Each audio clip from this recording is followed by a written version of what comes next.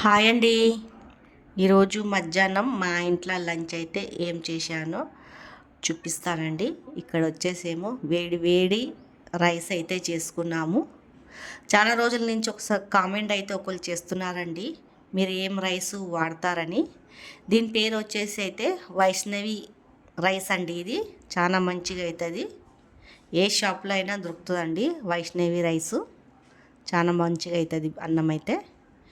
ఇక్కడ వచ్చేసేమో ఈరోజు కర్రీ అంటే మా ఇంట్లో అయితే వేడివేడి అన్నము, వేడివేడిగా చికెన్ కర్రీ అయితే గ్రేవీ లాగా అయితే చేసుకున్నామండి. చూడండి, ఇట్లా వేడివేడి అన్నము చికెన్ కర్రీ గ్రేవీ లాగా తింటే చాలా బాగుంటుంది. మీ చాలా మందికి ఇట్లా వేడివేడి అన్నము చికెన్ కర్రీ అయితే ఇష్టం ఉంటుంది. మీ ఎంతమందికి ఇష్టం ఉన్నదో కామెంట్ బాక్స్లో కామెంట్ అయితే చేయండి. లైక్ సబ్స్క్రైబ్ అయితే చేసుకోండి. ఫుల్ వీడియో అయితే వాచ్ చేసి అయితే చూస్తలేరు, సపోర్ట్ చేయండి. ఫుల్ వీడియో అయితే వాచ్ చేసి అయితే చూడండి.